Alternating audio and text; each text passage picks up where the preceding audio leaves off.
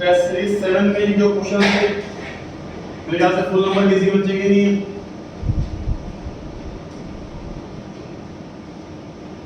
देखो जी कहां मिस्टेक हो रही है, पहला क्वेश्चन देखते हैं। Give two examples of expenses that are not recorded in the income and expenditure account. Sir income expenditure account PNL account की तरह तो होता है, एनपीओ में पीएनएल को ही इनकम एक्सपेंडिचर कहते हैं। और कोई एक्सपेंस हो और इनकम एक्सपेंडिचर में ना आए, ऐसा कोई एक्सपेंस ढूंढना।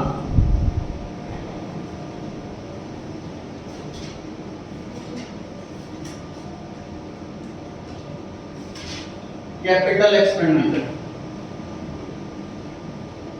तो कैपिटल एक्सपेंडिचर एक ऐसा एक्सपेंडिचर होता है जो एसेट का दूसरा नाम है। यानी कि 11th class chapter number 2 expenditure दो टाइप के, एक कैपिटल एक्सपेंडिचर, एक रेवेन्यू एक्सपेंडिचर। कैपिटल एक्सपेंडिचर को ही एसेट बुलाते हैं और रेवेन्यू एक्सपेंडिचर को नॉर्मल एक्सपेंस बुलाते हैं। तो कैपिटल एक्सपेंडिचर एसेट का दूसरा नाम है, एसेट इनकम एक्सपेंडिचर में आती नहीं है। एक एग्जांपल,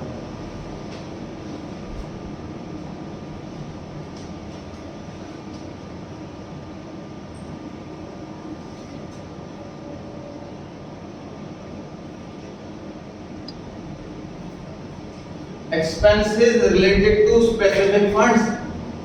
ये वाला पॉइंट सिर्फ इसी चैप्टर के अंदर कि अगर कोई ऐसा एक्सपेंस हुआ है जिसके लिए हमारे पास ऑलरेडी स्पेसिफिक फंड है तो वो एक्सपेंस इनकम एक्सपेंडिचर में नहीं आता, बैलेंस शीट में आता है और उसी फंड में से लेस हो जाता है। जैसे टूर्नामेंट एक्सपेंस अगर हुए तो टूर्नामेंट फंड में से लेस होंगे, इनकम एक्सपेंडिचर में नहीं है। तो ये दो एग्जांपल हैं ऐसे एक्सपेंस के जो इनकम एक्सपेंडिचर में नहीं आते। आपने सही लिख रखा है तो सही है, नहीं तो नोट कर ले अपने आंसर शीट।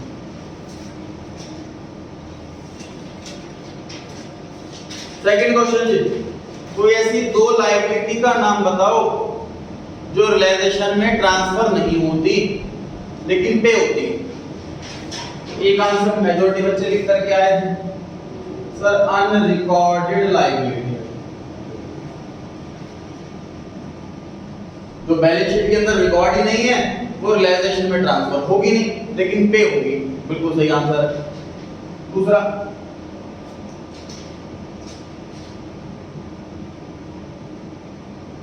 पार्टनर्स लोन, याद कीजिए पार्टनर लोन एक्सटर्नल लायबिलिटी नहीं होता इसलिए रियलाइजेशन में ट्रांसफर नहीं होता लेकिन पे होता। ठीक है, क्वेश्चन नंबर 3 पर आते हैं। क्वेश्चन नंबर 3 में पूछा हुआ है how will you deal with the following case while preparing final account of a sports club. Sports club एक एनपीओ है, इससे पता लगा, और फाइनल अकाउंट में दो चीजें बनती हैं, इनकम एक्सपेंडिचर और बैलेंस शीट। तो बेसिकली क्वेश्चन एक्सट्रैक्ट मांग रहा है दो चीजों का, इनकम एक्सपेंडिचर और बैलेंस शीट। एज ऑन 31 दिसंबर 2015, मतलब इस क्वेश्चन के अंदर कैलेंडर ईयर ही अकाउंटिंग ईयर है। इस क्वेश्चन के अंदर calendar year he accounting year, income and expenditure account bracket में एक्सट्रैक्ट। ये ना सोचे कि एक्सट्रैक्ट मांगा होगा, छोटा मांगा है तो हम फॉर द ईयर एंडिंग को लिखेंगे, पागल है क्या हम? 3 नंबर का है तो हम इतनी मेहनत क्यों करेंगे? 5 नंबर दिखाओ तो हम मेहनत करेंगे। क्वेश्चन चाहे 1 नंबर का हो चाहे 10 नंबर का हो, बिना फॉर्मेट पे कोई काम नहीं होगा। पार्टिकल्स लिख सकते हैं या एक्सपेंडिचर लिख सकते हैं, दोनों सही है।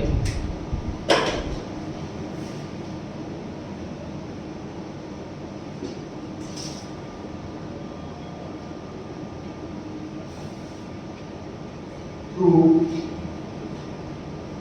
स्पोर्ट्स मटेरियल कंज्यूम, कंज्यूम से कैसे निकालते हैं सर? ओपनिंग स्टॉक में परचेज ऐड कर देते हैं और क्लोजिंग स्टॉक माइनस कर देते हैं। बहुत प्रैक्टिस कर रखी है। उसके अलावा क्वेश्चन में बैलेंस शीट भी आपको बनाना पड़ेगा एक्सपेक्ट, क्योंकि फाइनल अकाउंट में कैसे डील करेंगे ऐसा पूछा होगा। तो फाइनल अकाउंट में दोनों चीजें आती हैं।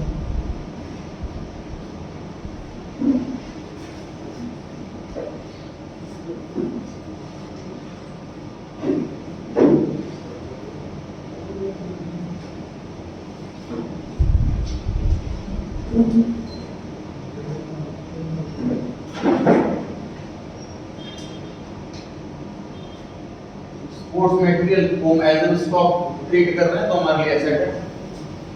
कवरी 1 जनवरी 15 की बैलेंस शीट में स्टॉक स्पोर्ट्स मटेरियल का 20,000 रुपए, मतलब ये ओपनिंग स्टॉक साल की शुरुआत में, और क्रेडिटर दे रखे हैं स्पोर्ट्स मटेरियल के साल की शुरुआत में, मतलब हमने लास्ट ईयर परचेजिंग करी लेकिन पेमेंट नहीं करी, ये 15,000 का कोड। उसके बाद रिसीट एंड पेमेंट में दिया हुआ है पेमेंट फॉर स्पोर्ट्स मटेरियल 3,50,000। अब सर मेंशन नहीं है ये कैश परचेज है या पेमेंट टू क्रेडिटर है, इसमें तो लिखा हुआ है पेमेंट फॉर स्पोर्ट्स मटेरियल, ये मेंशन नहीं है कि ये कैश परचेज है या पेमेंट टू क्रेडिटर, दो में से कुछ भी हो सकता है। तो ऐसे केस में प्रिजम्पशन किस हिसाब से करते हैं, पूरे क्वेश्चन में अगर एक जगह भी क्रेडिटर वर्ड है इसका मतलब ये पेमेंट टू क्रेडिटर, अगर पूरे क्वेश्चन में क्रेडिटर वर्ड कहीं नहीं इसका मतलब ये कैश है। ये तरीका होता है जी प्रिजम्पशन का। कई बच्चों ने से कैश परचेज प्रिज्यूम किया हुआ था, तो एक बात बताओ, उधार में सामान खरीद लिया आपने, पेमेंट उसकी कर नहीं रहे और उसके बाद सामान कैश में खरीद करके ला रहे हो, कैश थोड़ी होता है, पिछला आप चुकाएंगे तभी तो अगला माल मिलेगा, ठीक है। तो ये पेमेंट टू क्रेडिटर है, कैश परचेज नहीं। इसकी हेल्प से हमें परचेज निकालनी पड़ेगी क्रेडिटर अकाउंट बनाकर।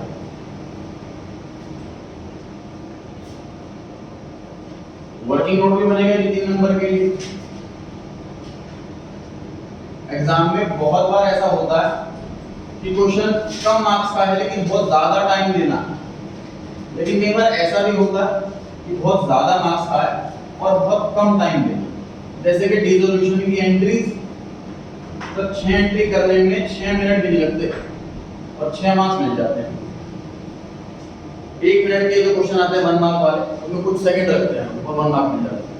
वैसे भी क्वेश्चन होते हैं जो काफी कम टाइम लेते हैं, कुछ ज्यादा टाइम लेते हैं। By balance BD, opening balance 15,000, to cash 3,50,000, payment to creditor. Receipt side में लिखा हुआ है स्पोर्ट्स मटेरियल ब्रैकेट में सेल, स्पोर्ट्स मटेरियल हमने बेचा है 9,000 रुपए सेलिंग प्राइस है।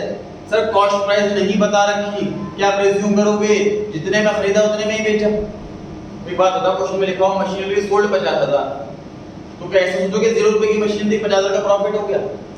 नहीं, ये प्रिज्यूम करेंगे कि 50,000 की ही मशीन थी और 50,000 में ही बेची।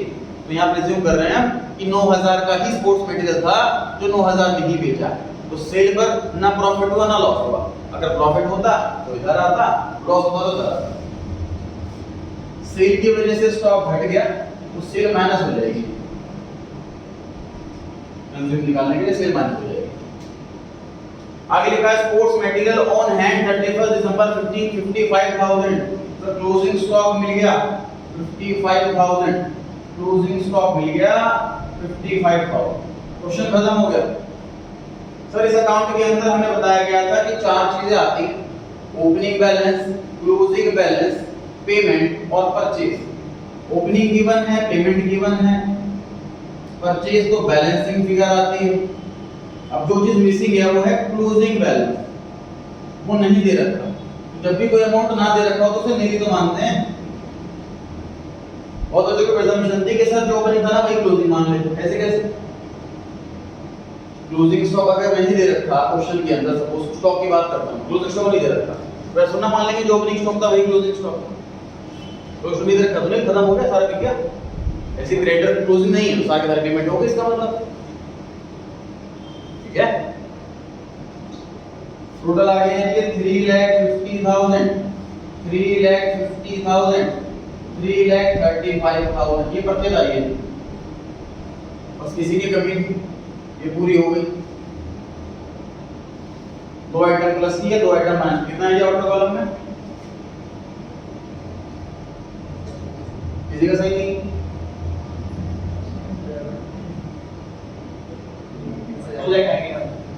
टू 2,91,000। ये काम करना था जी आपको 3 नंबर के लिए। इसमें एडलेस वाला भी तरीका होता है, क्लास में बताया गया था। क्रेडिट अकाउंट ना बना करके डायरेक्ट प्लस माइनस कर सकते हैं, वो आपकी इच्छा है। या परचेज प्लस कर ले 3,50,000, पेमेंट प्लस कर ले 3,50,000, ओपनिंग बैलेंस क्रेडिट का माइनस कर ले, अकाउंट बनाने की वजह से भी कर सकते हैं। इसकी प्रैक्टिस बहुत अच्छी है। और पूछिए, क्वेश्चन नंबर 3 हो गया। क्वेश्चन नंबर 4 आसान सा था, मेजॉरिटी बच्चों का सही था। क्वेश्चन नंबर 5 भी आसान था, मेजॉरिटी बच्चों का सही था। 6 वाले पर आते हैं। नोट कर लिए जिसमें इसका गलत है, फटाफट नोट करें।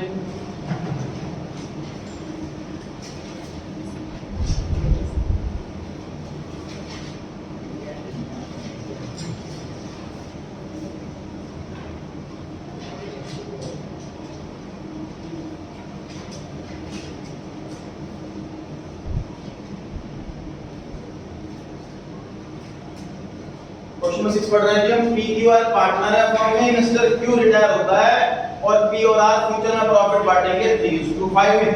बताइए 3:5 गेनिंग रेशियो है कि सैक्रिफाइसिंग रेशियो है? न्यू रेशियो है। ओल्ड और न्यू की हेल्प से क्या निकलेगी? सैक्रिफाइसिंग के गेनिंग। गेनिंग से रिटायरमेंट चैप्टर में गेनिंग रेशियो निकलती है, एडमिशन चैप्टर में सैक्रिफाइसिंग रेशियो निकलती है। रिटायरमेंट जब क्यू का हो रहा है तो उस टाइम ये पोजीशन है कि डेटर 76,000 के हैं और प्रोविजन 8,000 का। 6,000 रुपए के बैड डेट हो जाते हैं और 5% का हमें प्रोविजन चाहिए। तो एंट्री भी करनी है, रिवैल्यूएशन अकाउंट भी बनाना है और बैलेंस शीट भी बनाना है।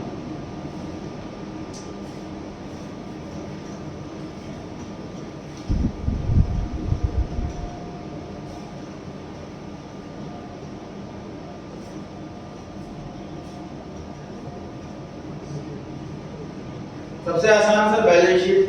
बहुत बच्चों की ऐसे भी थी कि एंट्री सारी गलत, रिवैल्यूएशन सारा गलत, लेकिन बैलेंस शीट सही। तो लास्ट क्लास में उनके माइंड में फिट हो गई बात। बहुत अच्छी चीज है ये कि बैलेंस शीट में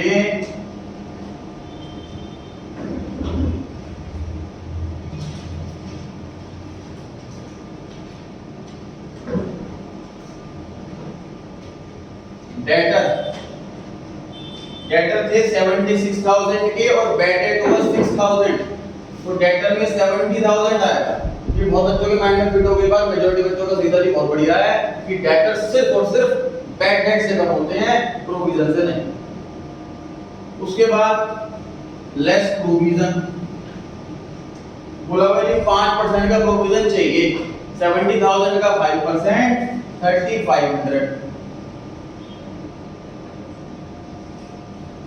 बैलेंस शीट के बच्चों के माइंड में फिट है, ये बहुत बढ़िया चीज है। कि अब एंट्री पे रिवैल्यूएशन पे आते हैं।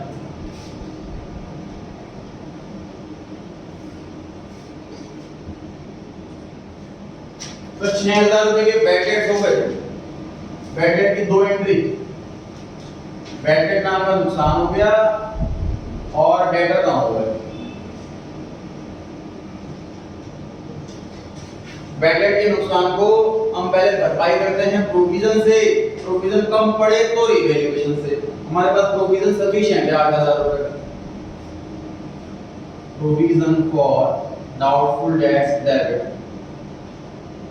To bad debts. 6,000 के नुकसान को हमने प्रोविजन सेट ऑफ कर लिया। 2 एंट्री करने के बाद डेटर बच गए 70,000 के, बैलेंस शीट में लिख दिए हैं। 8,000 का प्रोविजन था, 6,000 से कम हो गया, 2,000 का बच गया। अभी 2 एंट्री करने के बाद हमारे पास प्रोविजन बचा हुआ है 2,000 का, लेकिन हमें चाहिए कितना? 3,500 का। 1,500 का और क्रिएट करना। रिवैल्यूएशन अकाउंट है to provision for doubtful debts 15। 1,500 का क्रिएट हो। एंट्री में चेक कर सकते हो आप, रिवैल्यूएशन अकाउंट सिर्फ डेबिट हुआ है 1,500। रिवैल्यूएशन अकाउंट में सिर्फ इतना।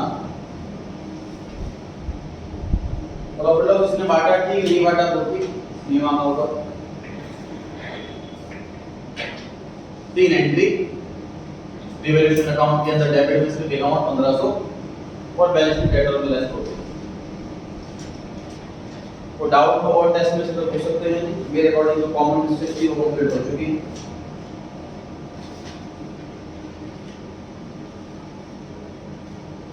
तो मैंने जो थर्ड वाला क्वेश्चन है सेकंड वाला उसमें लिखा हुआ है कि गवर्नमेंट का कंडीशन लगा हुआ है डायरेक्ट साइड बैलेंस शीट एक पेमेंट की बात है। शुरू से बोलो प्लीज। सर मैंने ये थर्ड वाला का कंडीशन मतलब की बात नहीं है डायरेक्ट साइड बैलेंस शीट एक पेमेंट की बात है एडजस्टमेंट वो वाला बात ठीक है। हम लोग डायरेक्ट हो गया लेकिन लिखा था मतलब मैंने उसमें ये लिखा था सारे क्वेश्चन में सेम चीजें लिखी हैं। तो क्या होगा, जैसे इसमें ना दो ऐसी लायबिलिटी के नाम बताओ जो ट्रांसफर जो पेमेंट नहीं होती, तो for example unrecorded liability example हो गया, उसको बच्चे दो पार्ट में unrecorded creditor, unrecorded VP, unrecorded outstanding expense, unrecorded outstanding electricity bill, 10 example हो जाएंगे। हमें कैटेगरी बतानी है।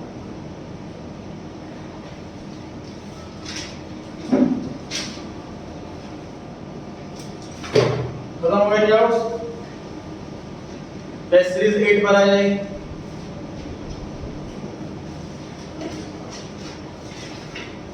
टेस्ट सीरीज 8 आप सभी के पास है।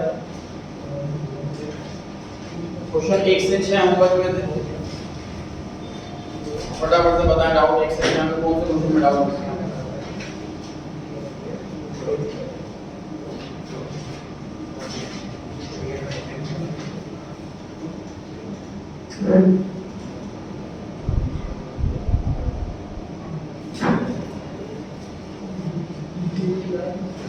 बताएं 1 से 6 में कौन सा क्वेश्चन डाउट है जो नहीं हुआ। क्वेश्चन नंबर 6 में सिर्फ ऑपरेटिंग एक्टिविटी मांगी थी, बाकी नहीं।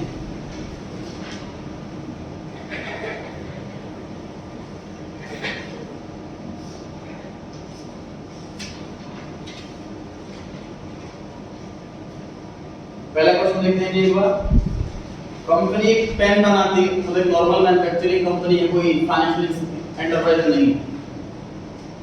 मशीनरी परचेज करी है 9 लाख रुपए, कौन सी एक्टिविटी? Investing activity. इनफ्लो क्या outflow? Outflow. It received dividend of 70,000 on investment. बताइए कौन सी एक्टिविटी? Investing activity. इनफ्लो क्या outflow? Inflow. They sold an old machine of book value 79,000 at a loss of 10,000. कौन सी activity? Investing activity. Financing कहां से हुई? Machine financing में कहां आता? Investing activity. इनफ्लो है क्या आउटफ्लो? इनफ्लो है, पैसा आ रहा है, मशीन बेचेंगे तो पैसा आएगा। कितना अमाउंट आएगा ये बताइए?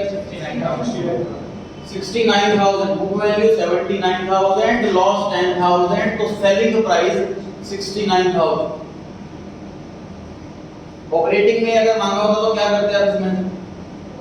लॉस 10,000 रुपीस का लॉस है सर, वो हम ऐड कर देते ऑपरेटिंग में, अगर क्वेश्चन में मांगा होता तो ऑपरेटिंग में। इतना ही करना है बस।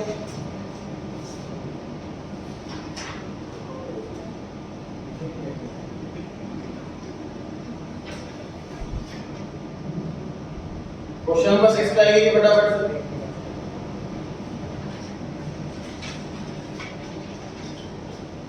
क्वेश्चन नंबर 6 के सबसे लास्ट में प्रॉफिट लॉस कैलकुलेट करके बताना। बताएं सही कर, सही में कितना आ रहा?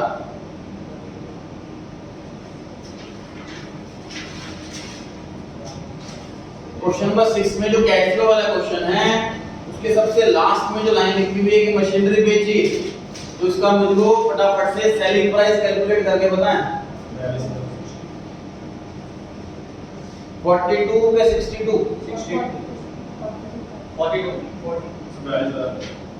42 पे 62 माइनस आइए फटाफट सभी सोचिए, एक वर्ड ध्यान से पढ़िए और बताइए प्रॉफिट है कि लॉस, और कितना? 42,000 सेलिंग प्राइस बताना आप लोगों को, जो इन्वेस्टिंग में ऐड होना अमाउंट 62,000 करेक्ट अमाउंट है जी। अंडरलाइन कर ले word book value. Question number 6 की जो लास्ट लाइन है जहां पे लिखा हुआ है machinery of the book value, फिर हम अंडरलाइन करें बुक वैल्यू, वहां पर लिखें कॉस्ट माइनस डेब्ट। नेट को पहले लिखा होता है की बात। हाँ, बुक वैल्यू मतलब कॉस्ट माइनस डेब्ट, तो मतलब इस 80,000 में से डेप्शन ऑलरेडी माइनस हो चुका है, मतलब इसकी ओरिजिनल कॉस्ट 1 लाख रुपए, ये मतलब समझ आ रही है ये बात? बुक वैल्यू 80,000, जिसने आंसर कर रखा था घर पे करेक्ट कर लीजिए फटाफट अपने सॉल्यूशन में।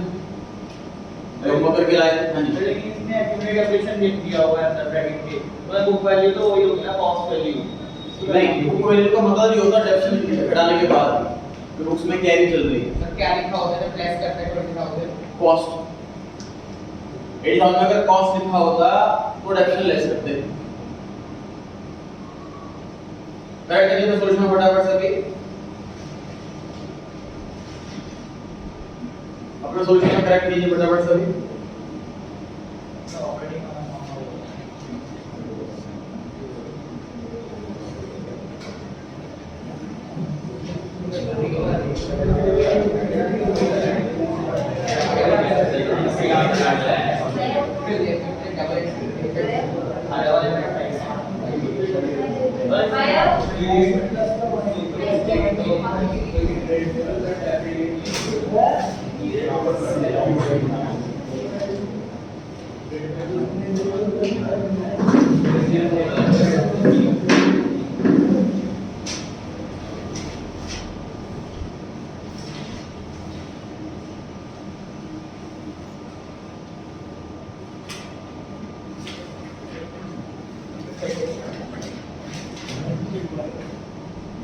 कुछ डाउट था स्टूडेंट्स का शेयर्स के रिगार्डिंग, थोड़ा सा मैं आप शेयर्स वाला बता रहा हूँ। मैं मॉर्निंग टाइम में वेट कर रहा था क्योंकि इवनिंग में शेयर मार्केट ऑफ रहती है, वो भी ओपन। देखते हैं कैसे परचेजिंग सेलिंग करते हैं शेयर्स।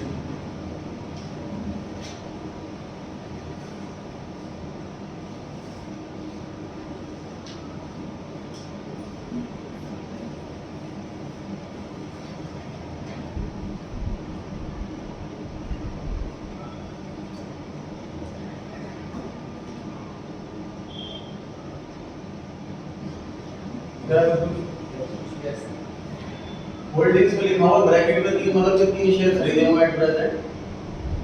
आरबीए, निफ्टी 20 और रिलैक्सो। रिलैक्सो की चप्पल आती है। रिलैक्सो में देखिए 125 क्वांटिटी के नीचे लिखा हुआ इतने नंबर ऑफ शेयर्स खरीदे हुए हैं। एवरेज कॉस्ट क्यों बोला हुआ है? भाई जैसे मान लीजिए एक शेयर मैंने खरीदा 500 में, उसके कुछ दिन के बाद मैंने एक शेयर खरीदा 600 में, तो ये क्वांटिटी कैसे दिखाएगा? दो शेयर ऑन एन एवरेज 550 के लिए। समझ आ रहा है? एवरेज कॉस्ट क्यों बोला? मतलब सिंपल कॉस्ट प्राइस है, मैंने मुझे खरीदा पड़ा हुआ है, ये आपने इतना खरीदा हुआ है एवरेज, मतलब कोई 1159 से ऊपर का खरीदा हुआ, कोई नीचे वाला एवरेज करके लिया। ठीक है, उसके बाद एलटीवी मतलब लास्ट ट्रेडिंग प्राइस, लास्ट जो सेल हुई है इसकी वो इस प्राइस पर हुई है 1142। करंट वैल्यू 1,42,000 की करंट वैल्यू, मतलब अगर अभी सारे के सारे शेयर बेच दूं तो कितने रुपए मिलेंगे? Current value. पीएनएल ये प्रॉफिट या लॉस है रुपीस में बता रहा है। पहले वाले शेयर में इतना लॉस है, सेकंड वाले में इतना प्रॉफिट है, थर्ड वाले में इतना लॉस। नेट चेंज ये लॉस को परसेंटेज में बता रहा है। माइनस का 18% का लॉस है, फिर 0.6% का प्रॉफिट है, फिर 1.23% का लॉस है, और उसके बाद लिखा हुआ है डे चेंज, मतलब आज की डेट में कितना चेंज आया है। मतलब ये लॉस तो जब से परचेज करा तब से लेके अब तक का टोटल है। तो वो मैंने एक महीने पहले परचेज करा तो एक महीने से जितने में खरीदा था और आज की डेट में मुझे इतना लॉस, ये आज का लॉस। मतलब आज सुबह 9:15 बजे शेयर मार्केट ओपन हो जाती है, 3:30 बजे बंद होती है, तो 9:15 बजे से मतलब 15-20 मिनट में इतना लॉस हुआ, इतना परसेंट। इसमें माइनस है, इसमें माइनस। क्लियर हो गई ये बात? मेरी लॉस कैसे हो गया? मतलब सिर्फ शेयर परचेज करा 500 में, शेयर 450 का हो गया लॉस। आपको लग रहा होगा सर लॉस ही लॉस दिख रहा है मेरे को, तो आपको बड़े बेवकूफ से लॉस वाले शेयर खरीद रखे हैं, कल नहीं खरीदते। देखो होता क्या है, जैसे हम शेयर खरीदते हैं और हमें पता होता है कि बेचना कब है, तो जैसे ही प्राइस बढ़ जाता है हमें पता है इतने तक बढ़ेगा, तो हम उसको बेच देते हैं। तो सारे शेयर्स में प्रॉफिट था, वो सेल कर चुके हैं, इसलिए लॉस वाले शेयर दिख रहे हैं। समझ आ रही बात? कोई प्रॉफिट में रखेंगे क्यों? जैसे शेयर अच्छा प्रॉफिट का आता है, जैसे अभी डीमार्ट का शेयर था 4000 का था, वो 4200 का आ गया, 200 रुपए का प्रॉफिट आ गया मुझे पर शेयर। 4200 आते ही मैंने उसको सेल कर दिया, इसलिए होल्डिंग नहीं दिखा रहा हूं। रिलैक्सो का शेयर जो है वो करीब 1400 का शेयर है, लगभग 1400 का शेयर है। ये अच्छी खासे प्राइस पर डाउन आया, मैंने तुरंत 125 शेयर खरीद लिए इसको। अब मैं इसको वेट करूँगा, जब ये 1400 पर आएगा तब सेल करूँगा। तो यहाँ पर तो सिर्फ करंट होल्डिंग लिखा था। अच्छा जी, और ये बराबर में आपको दिख रहे हैं। प्राइस डाउन कैसे हो जाते हैं, मतलब इतनी जल्दी? प्राइस डाउन अब कैसे हो जाते हैं सर शेयर के? देखो, जिस कंपनी ने कोई अच्छा कॉन्ट्रैक्ट कर ले और हमें लगता है कि शेयर मतलब इस कंपनी में फायदा होने वाला है, ग्रो करेगी कंपनी, उसके लोग बायर बढ़ जाते हैं। जैसे अभी जो वॉर वगैरह हुई, उसमें ये सुनने में आया कि जो है शायद हमें ऑयल वगैरह मिल नहीं पाएगा, तो जिस कंपनी में भी ऑयल का काम ज़्यादा होता है उनके शेयर के प्राइस डाउन हो गए। टाटा मोटर ने अनाउंस करा हम इलेक्ट्रिक कार बना रहे हैं, उसके शेयर के प्राइस बढ़ गए। तो अनाउंसमेंट से, न्यूज़ से अप एंड डाउन हो जाते हैं शेयर। ये बराबर में आपको दिख रहा है एशियन पेंट -0.4, ये आज का डाउन है, 3 हो रहा है ना बार। अभी इस टाइम का प्राइस ये है और ये इतना माइनस होगा आज आधे घंटे। Astral, Bajaj finance, ICICI bank, Infosys, Nifty 20, Pidilite, Fevicol आती है इसकी, Relaxo, Reliance, TCS, Tata motor, IRCTC railway, Tata power, HDFC bank, SBI bank, Titan घड़ी जाती है। ये पर शेयर का रेट है ना सर? हाँ, एक शेयर -10 दिखा रहा परसेंटेज। शेयर खरीदते कैसे हैं सर? पहले हमें अपने फंड्स ऐड करने पड़ते हैं अपने बैंक अकाउंट से। इसमें जैसे मैं आपको दिखाता हूँ कि यहाँ पर फंड्स दिखा रहा है, ये फंड्स मेरे 4,40,000 एडेड है इसके अंदर, ताकि मैं इतने रुपए के शेयर्स खरीद सकता हूँ ऐड करें तभी। इससे ज़्यादा खरीदना है तो मुझे और फंड्स ऐड कर देना है। उसके बाद लिखा हुआ है यूज्ड मार्जिन 19,000 रुपये। अभी 15 मिनट पहले 19,000 के शेयर खरीद लिए, मैं क्लास कर रहा था उतने में शेयर खरीद लिए। कैसे खरीद लिए? हम एडवांस में ऑर्डर डाल सकते हैं।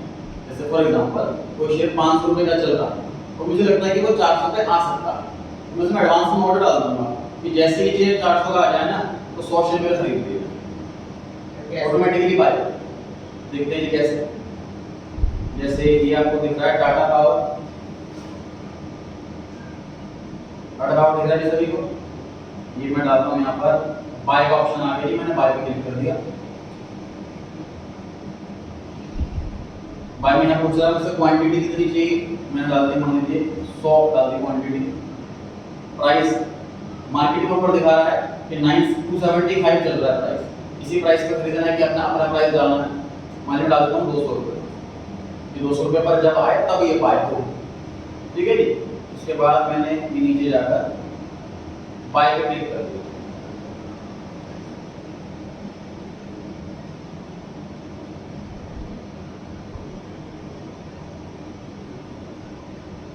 इसमें लिखा हुआ है your order is lower than the current lower circuit limit of 254, मतलब इसकी जो लिमिट लगाई हुई है हमारे शेयर वालों ने, तो 254 से ऊपर नहीं डाल सकते हैं, 255 डाल देता हूँ।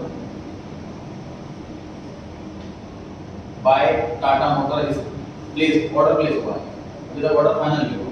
ये देखो ये ऑर्डर में ये ओपन ऑर्डर है, अभी क्लोज नहीं हुआ। इस टाइम पर बाय का डाला हुआ है टाटा मोटर, प्राइस मैंने डाला हुआ है 255 और अभी चल रहा है 274। तो जैसे ही फिट करके यहाँ पर आ जाएगा मेरा शेयर बाय हो जाएगा, ऑटोमेटिकली हो जाएगा, ऑटोमेटिकली बाय हो जाएगा। हाँ जी, कैंसिल करना है, ये देखो जी यहाँ पर ऑप्शन आ रहा है, कैंसिल मॉडिफाई करना है, रिपीट करना है,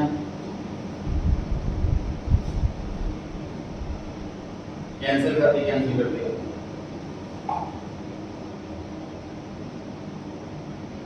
ये देखो इसमें लिखा हुआ है 935 पर इस समय क्लास दे रहा था, निफ्टी 20 का एक ऑर्डर कंप्लीट लिखा हुआ है ना, 100 शेयर 190 वाले मैं डाला था, तो ऑर्डर एडवांस में कि जैसे 190 पर आए मेरा शेयर बाय हो जाए, 190 पर आया वही बाय हो, मैं क्लास दे रहा था शेयर खरीद लिया। इसमें BSE और NSE लिखा है, दोनों प्राइस एक्सचेंज और नेशनल स्टॉक एक्सचेंज, दोनों प्राइस अलग है, तो ऐसे प्राइस अलग कैसे हैं दोनों स्टॉक एक्सचेंज से? वही बायर अलग अलग है, सेलर अलग अलग है। दो मार्केट है। हाँ जी, ये इंडिकेटर है। हाँ, दोनों दो मार्केट है अलग अलग। जैसे सब लोग फॉर एग्जांपल सब्जी होती है तो अलग सब्जी मंडी में अलग रेट है, अलग सब्जी मंडी में अलग रेट है। उसमें जो शेयर्स हैं दो अलग अलग मिलती हैं। डाउन किसकी ज्यादा जाती है? नहीं तो दोनों में ऐसा कुछ नहीं कि इसके डाउन से मैंडेटरी में दोनों में बराबर बराबर का रहता है, एक आधा रुपये का फर्क है। कौन से पहला वाला कि जीटीडी गुड ट्रिगर, ये होता है जो एडवांस में ऑर्डर डाल रखा होता है। इसमें डाल रखा है हिंदुस्तान लीवर 1950 में डाल रखा है ट्रिगर प्राइस, कितने प्राइस पर आए तो 25 शेयर बाय हो गए, अभी चल रहा है ये वाला प्राइस। तो हम ये एनालाइज करके मतलब अपना स्टडी करके ये कैलकुलेट करते हैं कि शेयर कितने प्राइस तक गिर सकता है, फिर एनालाइज करते हैं और ये रेट उससे निकल के आता है। जब एनालाइज करते हैं उसको स्टडी होती है, कोर्स वगैरह होता है इसका।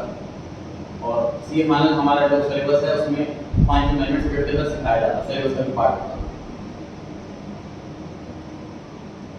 देखो लेक्चर पर डाल रखा है मैंने सेल का ऑर्डर 1250 का, अभी कितने का है? लगभग 1150 का है। तो जैसे ही 1250 का आए तो सेल हो गया, तब हमने एडवांस में ऑर्डर। तो मैं टेंशन फ्री मुझे मतलब शेयर मार्केट में मुझे 9 से दिन बैठना नहीं पड़ेगा कंटिन्यूअस अपने काम छोड़ करके। मैंने ऑर्डर एडवांस में डाला, मतलब जब मेरे पास टाइम है रात को, दिन में 1 घंटा 2 घंटे मैं एनालाइज करूंगा कौन से शेयर खरीदने हैं, कौन से शेयर बेचने हैं, किस प्राइस का खरीदने हैं, किस प्राइस का बेचने हैं, तो मैं इसमें ऑर्डर डाल के छोड़ दूंगा। जैसे प्राइस शेयर गिरेंगे फिर शेयर परचेज हो जाएंगे, जैसे बढ़ेंगे सेल हो।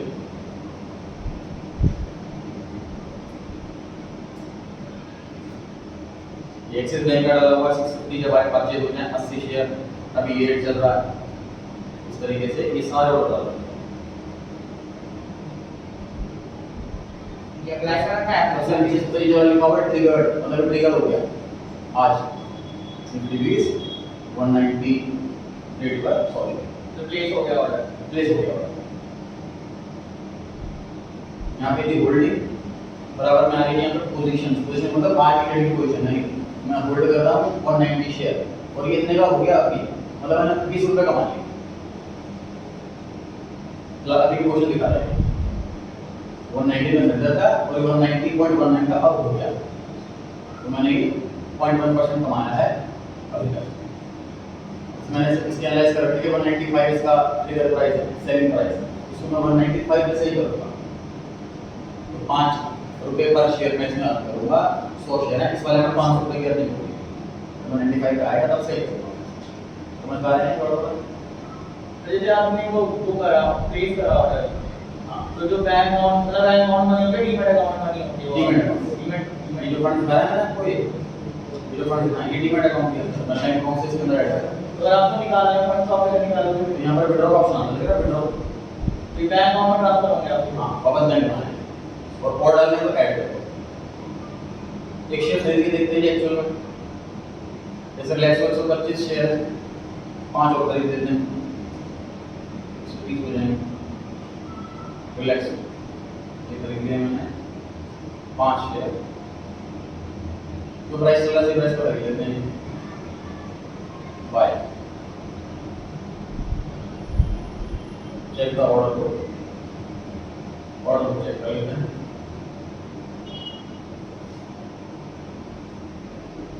अब 1 मिनट निकल रहा है, मैंने जो प्राइस डाला वही लास्ट ट्रेडिंग प्राइस है। अब उसी प्राइस पर पता क्या होता है, सेलर मिलना चाहिए। नॉर्मली क्या करते हैं हम लोग, ऐसे ही शेयर खरीदते हैं जिसके खूब सारे बायर्स आते हैं, फेमस कंपनी है, बड़ी कंपनी। हमारी कोई ऐसी कंपनी है जो नई नई बनी हुई है, मैं उसका शेयर सेल करना चाहूँ और लेकिन वो खरीदने को रेडी नहीं, तो बिक्री की मांग नहीं, फंस गया। शेयर के प्राइस गिर जाएंगे, हाँ जी, शेयर के प्राइस गिर जाएंगे। हाँ शेयर गिर जाएंगे क्योंकि कोई बायर मिल रहा था, मैं और कंपेटिटिव हो कोई रेडी हो जाए।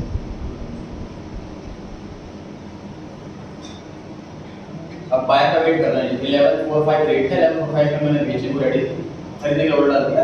अब बायर सेलर का वेट कर रहा हूँ, मतलब क्योंकि मैं बाय कर रहा हूँ यहाँ पर, तो इस रेट पे जैसे कोई सेलर मिलेगा तो शेयर मेरे बाय हो जाएगा। तो आप देख ये देखो बाय रिलैक्स हो इसको कंप्लीट। तो आप देख सकते हो कितने खरीदे आपने कितने खरीदे शेयर। हाँ ये नहीं पता होता, ये नहीं पता करना चाहते। तो फ्यूचर डीलिंग करनी है, मतलब फ्यूचर डीलिंग तो future dealing direct selling possible नहीं है शेयर में। अब देखिए जी ऑर्डर मेरा प्लेस हो गया है, लेट्स से बाय हो गया 1145 पर। देखते हैं पोजीशन के अंदर, पोजीशन में दिखा रहा है, पोजीशन मतलब आज की पोजीशन होती है, कल बाय हो जाएगी।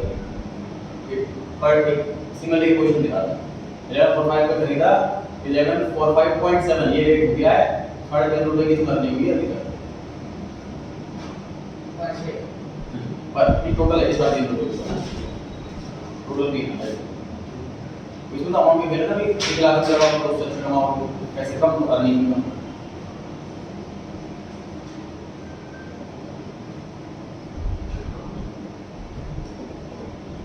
ऐसे 3 डीमैट अकाउंट है मेरे जैसे एक ये डीमैट अकाउंट है 2 और अलग अकाउंट में क्यों करते हैं अगेन टैक्स प्लानिंग होती है टैक्स इवेजन होता है टैक्स की चोरी मैं इनकम अर्न कर रहा हूं पर गवर्नमेंट को शो नहीं कर रहा तो टैक्स की चोरी टैक्स प्लानिंग क्या होती है कि जैसे गवर्नमेंट ने बोल रखा है फॉर एग्जांपल कि 5 लाख रुपए तक की इनकम पे कोई टैक्स नहीं है ठीक और तो मेरी फैमिली में मैं कोशिश करूंगा हर एक मेंबर के अकाउंट में 5 लाख की इनकम तो आ ही जाए सपोज मेरी इनकम 8 लाख रुपीस की ऑन पेपर 8 लाख की मेरी अर्निंग है और सपोज मेरी सिस्टर की अर्निंग नहीं है वो स्टडी कर रही है उसकी अर्निंग नहीं टोटल 8 लाख में से कुछ ऐसी इनकम है जो उसके अकाउंट में शिफ्ट कर सकूं ताकि 4 लाख मेरी 4 लाख उसकी टैक्स जीरो हो जाए तो मैंने बोला था 5 लाख का टैक्स नहीं और अगर मैं 8 लाख की इनकम दिखाता हूं तो 3 लाख का टैक्स देना पड़ेगा समझ आ रही है बात तो कुछ शेयर जो है मैं अपने अकाउंट में ना खरीद कर सिस्टर अकाउंट खुलवा दिया उसमें शेयर परचेज कर ली उसमें प्रॉफिट लॉस आ गया ताकि इनकम स्प्लिट हो जाए बढ़ जाए तो इनकम टैक्स वाले प्रूफ नहीं मांगते 3 डीमैट अकाउंट खुलवा के अलग अलग नाम पर हां जी प्रूफ नहीं मांगते तो है हमारे पास जनवरी का उसमें चीटिंग है चोरी है थोड़ा ट्रांसफर करें ना मतलब एक ट्रांसफर किया उसके अकाउंट से शेयर खरीदे उसी के नाम पर उसमें चोरी किया मतलब उसमें 100% फोन पेपर छपा हो गया पोजीशन तो मान लीजिए मैं अपने नाम पे एफडी करता हूं मेरे पे इंटरेस्ट की इनकम आएगी मैंने अपनी की जगह ले सिस्टर के नाम पे एफडी कर दी उसकी इंटरेस्ट की इनकम तो उसको चोरी कहां वो डॉक्यूमेंट जो मांगेंगे सब रेडी है हमारे पास ना चोरी वो है कि इनकम है अकाउंट में पैसे आ रहे हैं मुझे प्रॉफिट हो गया 1 लाख रुपए का शेयर बेच के गवर्नमेंट प्रॉफिट शो नहीं कर रहा इनकम टैक्स भरते जाना टैक्स नहीं करे तो वो चीटिंग है ना इनकम 6 लाख के लिए मैं दिखा रहा हूं 5 लाख इनकम टैक्स है तो वो चोरी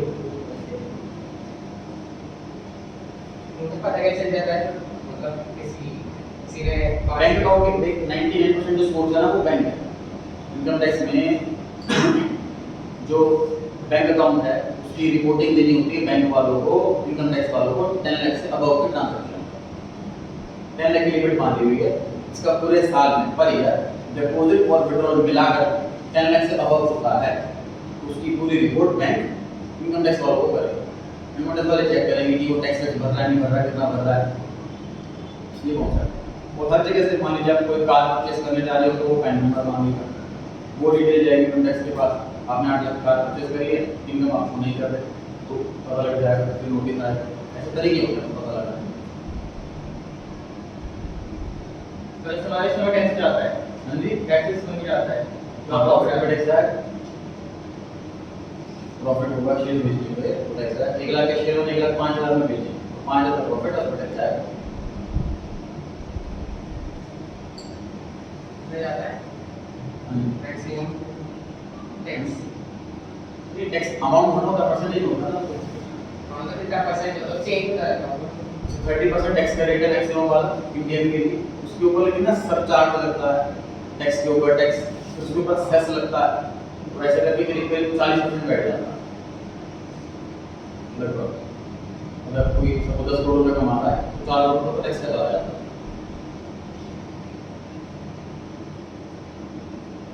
और क्या बताया जाए इसमें डिविडेंड का रेशो होगा डिविडेंड सीधा अकाउंट में आएगा हमारे फॉर एग्जांपल लेट्स सपोज मैंने शेयर खरीदे हुए हैं इस डेट पर लेट्स कंपनी ने एक डेट अनाउंस करेगी डिविडेंड डेट उस डेट पर जिस पर्सन के पास शेयर है उसको डिविडेंड मिलेगा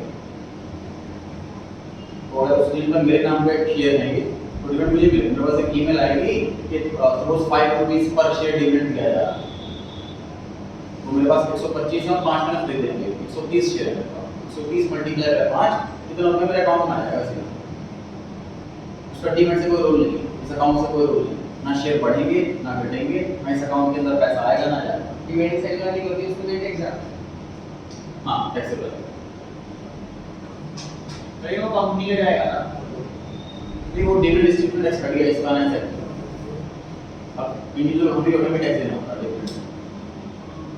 तो यहाँ पर 19000 नेगेटिव दिखा रहा था यूज फंड में अब 24000 समथिंग दिखा रहा है क्योंकि 5 शेयर ऑफ रेजर फ्लेक्स हो गए 19000 रेजर भी दिखा रहे और 5000 में फ्लेक्स हो गए यूज फंड में ही दिखा रहा ये अवेलेबल फंड, यूज फंड आज का है मतलब। हाँ आज यूज हो गया ये।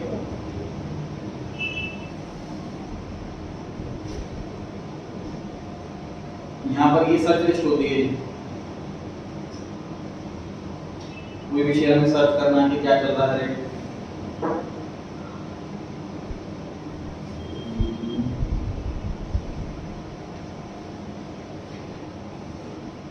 जैसे HCL टेक्नोलॉजी ये भी कर दिया हमने, ये नीचे आती है।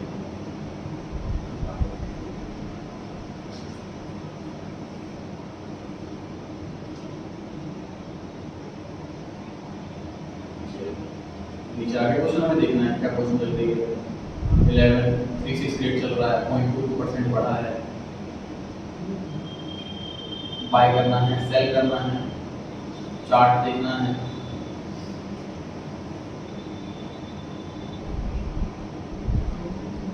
डाउन जा रहा है, अप जा रहा है। इनको कैंडल्स बोलते हैं, कैंडल्स। ग्रीन वाली कैंडल मतलब कि शेयर प्राइस ऊपर गया, बढ़ रहा, पॉजिटिव। रेड कैंडल मतलब इस तरह शेयर प्राइस घटा, डाउन का। Green up, down, red down.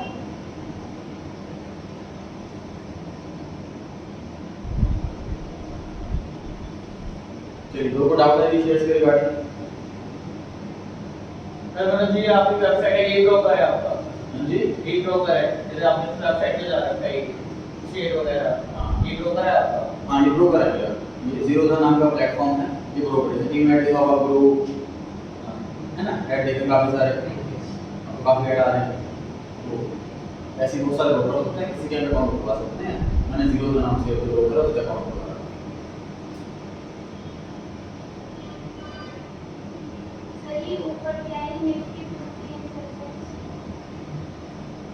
Sensex में होता है सर कि टॉप जो 30 कंपनियां हैं इंडिया की, उनके शेयर्स का एवरेज, और निफ्टी 50 में टॉप 50 कंपनियां, उनका एवरेज।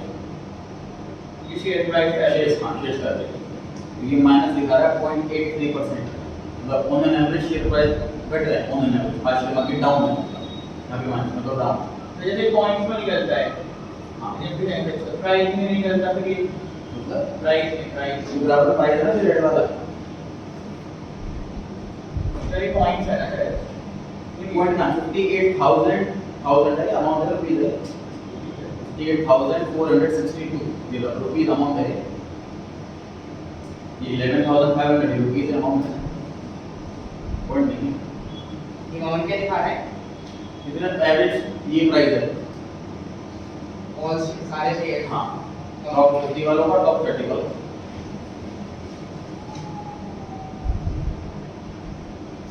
डन जी।